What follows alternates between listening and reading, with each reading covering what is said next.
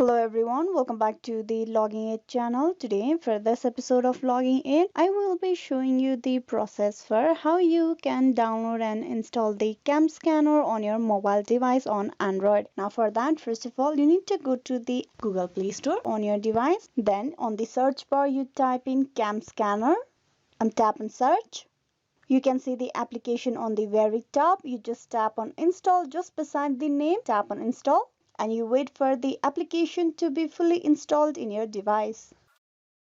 You can see the application has been installed. Now you just tap on open, and with that you have successfully installed and downloaded the CamScanner on your mobile device. This is how you can download and install the application in the Android device. Hope this video was useful. Please like and subscribe the Logging Aid channel, and also don't forget to click on bell icon. Thank you.